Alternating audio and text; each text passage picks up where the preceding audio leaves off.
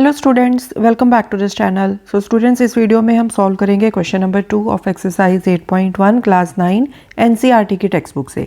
Question है, show that the diagonals of a square are equal and bisect each other at right angles. तो यहाँ पर आपने show करना है कि स्क्वायर के जो डायगोनल्स होते हैं वो इक्वल होते हैं, एक दूसरे को बाइसेक्ट करते हैं एट 90 डिग्री। तो पहले तो हम एक फिगर ड्रॉ कर लेते हैं। सो एक स्क्वायर बना लेते हैं इस तरह से, इसको नेम दे दो। सो ए बी सी डी, इसके डायगोनल्स ड्रॉ कर लेते हैं।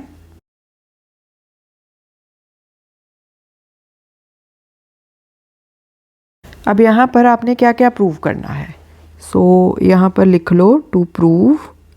सो यहाँ पर एक तो आपने प्रूव करना है A C is equal to B D, मतलब डायगोनल्स इक्वल प्रूव करने हैं।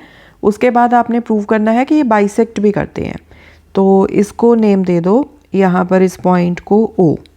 सो आपने प्रूव क्या करना है, that AO is equal to OC and OB is equal to OD। And आपने प्रूव करना है कि बाइसेक्ट ये कर रहे हैं 90 डिग्री पर, मतलब ये चारों ही एंगल्स 90 डिग्री के हैं। सो थर्ड चीज़ आपने प्रूव करनी है कि यहाँ पर ये जो चारों एंगल्स हैं वो हैं सभी 90 डिग्री के। ठीक है,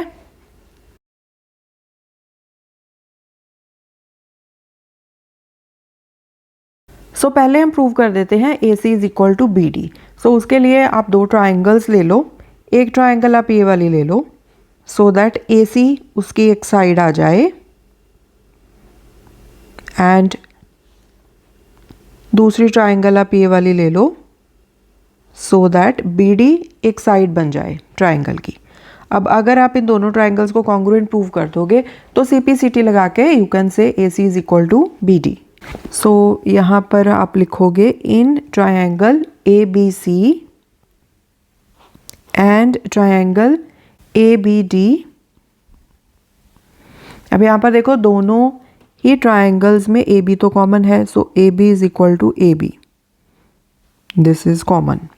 and BC is equal to AD, BC is equal to AD। Opposite sides of square वो इक्वल होती हैं। ठीक है, अब क्योंकि ये स्क्वायर है तो सभी जो एंगल्स होते हैं वो 90 डिग्री के होते हैं, वी नो। तो इस तरह से क्या आएगा, येलो ट्रायंगल में angle B this is equal to pink triangle का एंगल A। कैसे, बोथ 90 डिग्री। ठीक है, सो अब आप एक येलो ट्रायंगल को ले लो, यहाँ पर आपने ये वाली साइड ली, फिर एंगल लिया एंड फिर ये वाली साइड ली। So by SAS you can say that these two triangles are congruent. So therefore triangle ABC is congruent to triangle ABD by SAS congruence rule. Okay? अब क्योंकि आपने इन दोनों ट्राइंगल्स को कॉन्ग्रुएंट प्रूव कर दिया है, therefore AC is equal to BD. ठीक है, कैसे, by CPCT corresponding parts of congruent triangles are equal. जब आप एक ट्राइंगल को दूसरी ट्राइंगल के ऊपर रखोगे तो जो AC है वो BD के ऊपर आएगा, बिकॉज ये कॉरेस्पॉन्डिंग साइड्स हैं दोनों ट्राइंगल्स की। So we will say by CPCT AC is equal to BD। So ये चीज़ आपने प्रूव कर दी। अब हम प्रूव करते हैं AO is equal to OC and OB is equal to OD। AO को OC के इक्वल एंड OB को OD के इक्वल प्रूव करने के लिए आप ये वाली दोनों ट्राइंगल्स ले लो, ये वाली ट्राइंगल एंड इसके सामने वाली ये वाली ट्राइंगल।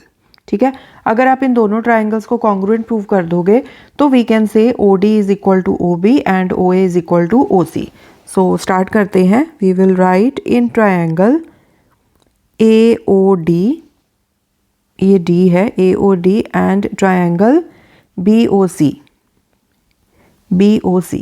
अब इनमें देखो AD BC के इक्वल आएगा, राइट।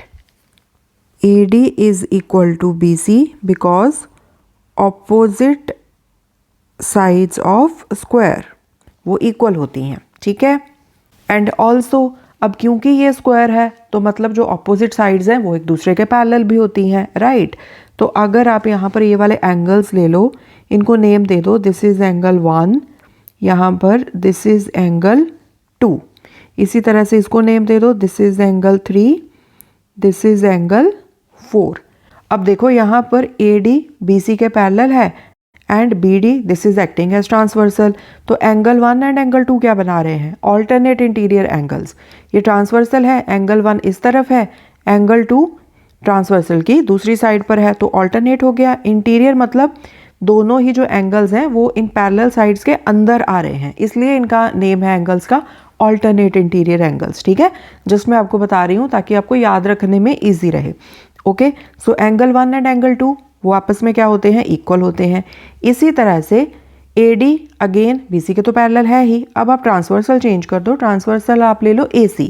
तो यहाँ पर एंगल 3 एंड एंगल 4 अगेन क्या है? ऑल्टरनेट इंटीरियर एंगल्स एंड वो इक्वल होते हैं। तो आपके पास क्या लग जाएगा यहाँ पर? Angle side angle. दो एंगल्स के बीच की इंक्लूडेड साइड आप ले रहे हो वो इक्वल है।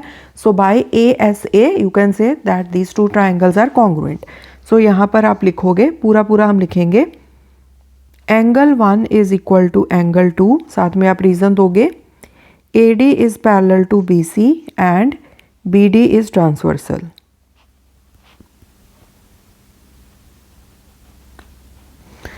एंड ये क्या है? Alternate interior angles.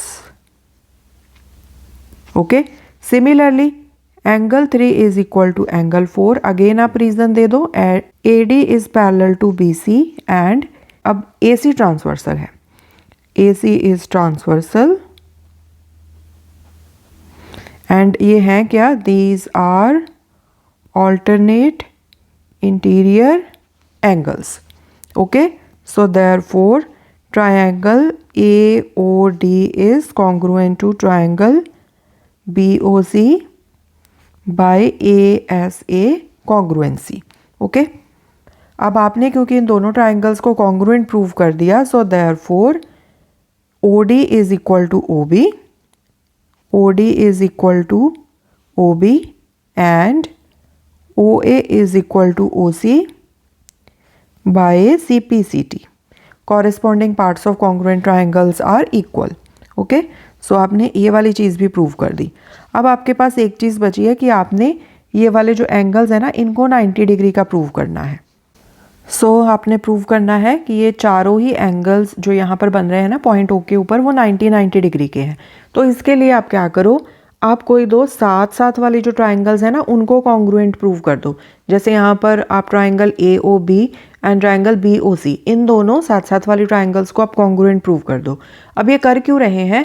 क्योंकि फिर CPCT लगा के ये जो साथ साथ वाले एंगल्स हैं ना इनको हम बोल देंगे कि ये इक्वल हैं एंड ऑल्सो ये एंगल्स लीनियर पेयर बना रहे हैं। ठीक है, तो इन दोनों चीज़ों का यूज़ करके हम प्रूव करेंगे कि सभी एंगल्स 90 डिग्री के हैं, इसलिए हम साथ साथ वाले ट्राइंगल्स को कॉन्ग्रुएंट प्रूव करेंगे।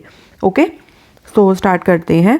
हम लिखेंगे in triangle AOB and triangle BOC। मैं ये वाली दो ट्राइंगल्स ले रही हूँ, ये वाली एंड ये वाली।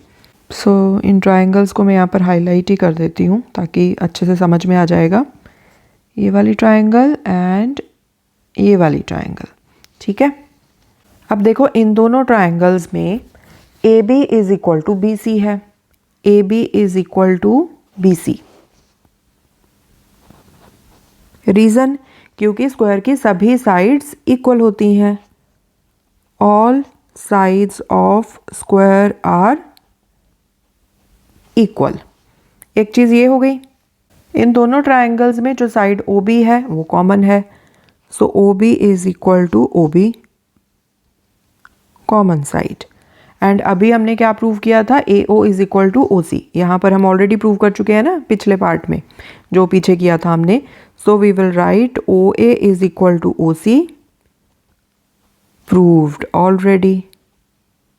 ठीक है, अब आप देखो यहाँ पर SSS कॉन्ग्रुएंसी रूल लगा के we can say that these two triangles are congruent.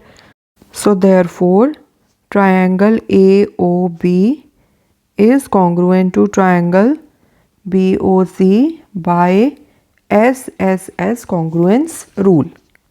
अब क्योंकि आपने इन दोनों ट्राइंगल्स को कॉन्ग्रुएंट प्रूव कर दिया है, so we can say this angle 1 is equal to angle 2। सभी एंगल्स को नेम दे देते हैं, this is 3, this is 4। So we can say angle 1 is equal to angle 2 by CPCT. Okay जब आप इस ट्राइंगल को, येलो वाली ट्राइंगल को इस वाइट वाली ट्राइंगल के ऊपर रखोगे ना, तो एंगल 1 एंगल 2 के ऊपर आएगा. तो मतलब ये कॉरेस्पॉन्डिंग एंगल्स हो गए. And we know corresponding parts of congruent triangles equal होते हैं. So angle 1 is equal to angle 2. Also angle 1 and angle 2 forms a linear pair, right? And we know कि लीनियर पेयर का sum कितना होता है 180 degree. Therefore angle 1 plus angle 2 is equal to 180 degree. So angle 1 plus angle 1 is equal to 180 degree, क्योंकि because angle 1 is equal to angle 2 है. So 2 angle 1 is equal to 180 degree. And यहाँ से angle 1 की value आ जाएगी 180 degree upon 2. So this is 90 degree. So angle 1 is equal to आ गया 90 degree. अब एंगल 1 एंगल 2 के इक्वल है. So angle 2 is equal to angle 1. Therefore angle 2 this is also 90 degree. Okay अब यहाँ पर देखो, आप यहीं पे कर लेते हैं. एंगल 1 एंगल 3 के इक्वल है, right? Angle 1 is equal to angle 3 because these are vertically opposite angles. So therefore angle 3 this is also 90 degree, क्योंकि एंगल 1 को 90 डिग्री का आप ऑलरेडी प्रूव कर चुके हो. Similarly angle 2 is equal to angle 4. Again same reason, vertically opposite angles. So therefore angle 4 this is also 90 degree. सो इस तरह से आपने इन चारों एंगल्स को 90 डिग्री का प्रूव कर दिया. So hence we can say that diagonals of a square they bisect each other at 90 degree. Okay so hence proved. ठीक है. सो एंड में आप इस तरह से लिख सकते हो.